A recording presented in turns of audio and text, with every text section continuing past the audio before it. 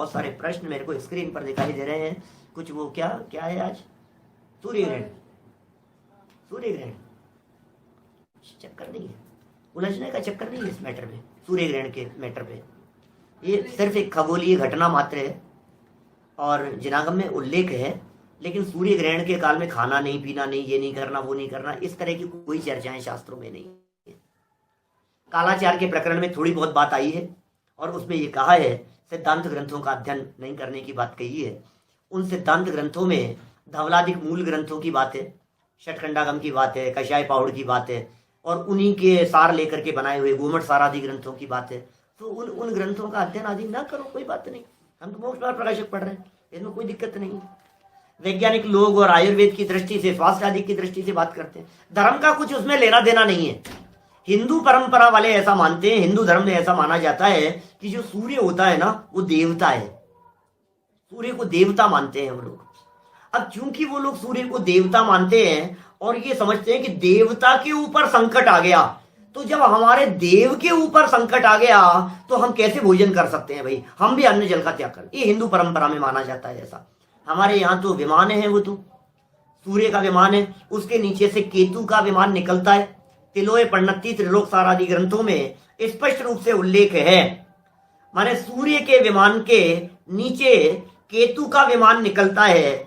तो केतु का विमान है ब्लैक कलर का, वो जब नीचे से निकलता है तो सहज ही इस तरह का होता है कि वो उसका जो रोशनी है वो नीचे धरती तक नहीं आ पाती। ऐसे चंद्रमा के विमान के नीचे से राहु का विमान निकलता है, कभी 6 महीने में इस प्रकार की घटना, कभी कभी ज्यादा साइड से निकलता है, कभी बिल्कुल मेन निकलता है, तो उसका जो रिफ्लेक्शन है वो यहां ऐसा दिखाई पड़ता है, परछाई जैसा प्रकाश को ढकने का काम दिखाई देता है। तो ऐसा लगता है कि ये कोई अनर्थकारी काम हो गया। अब पशु पक्षी समझते नहीं है बेचारे।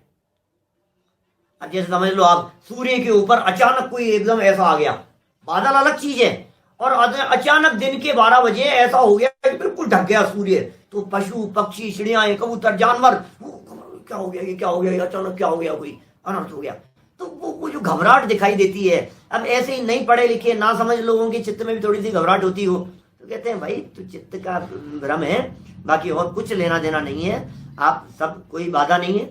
घर से बाहर न निकलने का सुझाव इसलिए दिया जाता है क्योंकि न्यूज़पेपर में आती है बातें, चर्चाएं आती है कि भाई ये जो किरणें निकल रही है ये बॉडी के लिए हार्मफुल हो सकती है, तो बी अलर्ट। बस इससे ज्यादा और कुछ नहीं है। आप अपने घर में रहें, सुरक्षित रहें, और सुनो, जिनवाणी माँ की शरण में आना ये कब दुखदायक होगा। बाहर में तकलीफ होती है तो अंदर में आ जाओ, अंदर में आने पर तो शांति शांति है। तो सब शांति से अपना जीवन यापन करें, सब सुख समृद्धि और शांति पूर्वक रहें। इसी मंगल भावना से बात को विराम।